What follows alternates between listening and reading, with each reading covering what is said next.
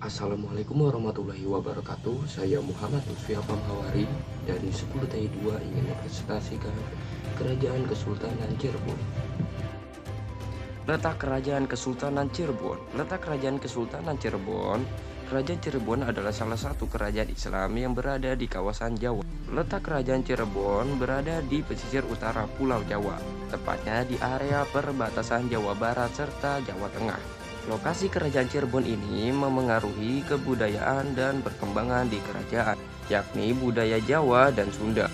Meskipun demikian, kerajaan Cirebon juga memiliki kebudayaan yang khas dan masih dipertahankan di kerajaan Cirebon. Selanjutnya ada silsilah kerajaan Cirebon. Silsilah kerajaan Cirebon dimulai dari Pangeran Cakrabuana, putra Prabu Siliwangi, yang mendirikan pemerintahan Islam di Cirebon sekitar 1430. Lalu diteruskan oleh keponakannya, Sunan Gunung Jati, yang membawa kejayaan besar. Setelah Sunan Gunung Jati, kepemimpinan berlanjut ke Fathahillah, kemudian Penembahan Ratu I dan Penembahan Ratu II, sebelum akhirnya terpecah menjadi Kesultanan Kanoman, Kasapuhan, dan Kacirebon setelah wafatnya Penembahan Girilaya. Para raja dan penguasa Cirebon. Pangeran Cakrabuana pada tahun 1430 sampai 1479. Pendiri awal Kesultanan Cirebon, putra Sri Baduga Maharaja dari Pajajaran yang memeluk Islam dan membangun keraton Pakungwati. Selanjutnya Sunan Gunung Jati pada tahun 1479 sampai 1568. Penerus tahta membawa Islam lebih kuat ke Jawa Barat, juga leluhur dinasti raja-raja Cirebon dan Banten.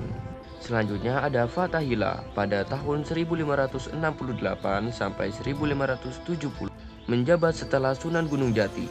Pemerintah singkat sebagai Sultan Cirebon. Penembahan Ratu I pada tahun 1570 sampai 1649, memimpin setelah Fathahillah yang membawa kemajuan pesat.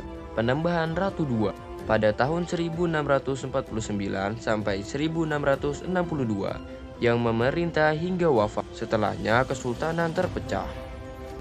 Selanjutnya ada perkembangan kerajaan Kesultanan Cirebon. Kesultanan Cirebon berkembang pesat. Berbagai kerajaan Islam di pesisir utara Jawa sejak abad ke-15. Perkembangannya dapat dilihat melalui beberapa tahap berikut.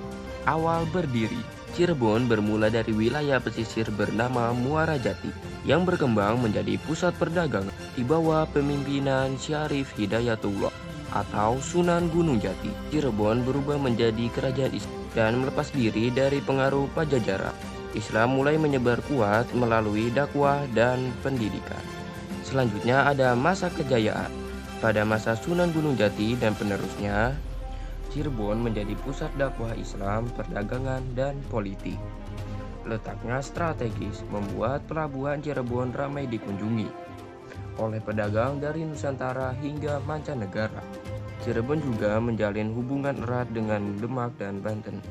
Pembagian kesultanan. Konflik internal keluarga Istan menyebabkan Cirebon terpecah menjadi beberapa keraton seperti Kasapuhan, Kanoman, dan Kacirebonan. Perpecahan ini melemahkan kekuatan politik Cirebon secara keseluruhan. Masa koloni hingga kini, masuknya VOC dan koloni Belanda membuat kekuatan politik Cirebon semakin berkurang.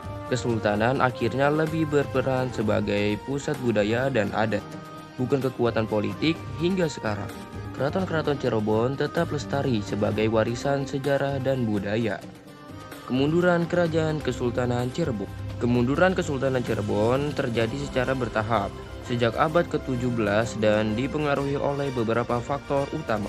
Konflik internal, perselisihan dalam keluarga keraton menyebabkan berbagai kekuasaan menjadi keraton kesepuhan, Kanoman, dan Kacirebonan. Perpecahan ini melemahkan persatuan dan kesatuan politik Cirebon.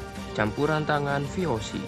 VOC memanfaatkan konflik internal untuk ikut campur dalam urusan pemerintahan. Kesultanan dipaksa menandatangani perjanjian dan mengurangi kedaulatan, terutama dalam perdagangan dan politik. Melemahnya peran politik.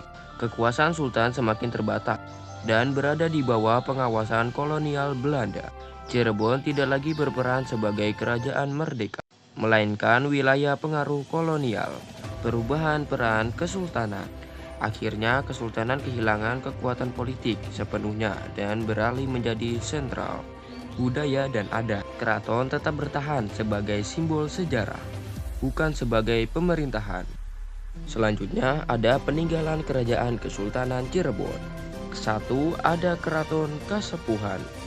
Keraton tertua di Cirebon, pusat pemerintahan Kesultanan Cirebon. Arsitekturnya memadukan budaya Jawa, Sunda, Islam, dan Tiongkok. Masih didugakan sebagai pusat adat dan pelestarian budaya. Kedua, Keraton Kanoman.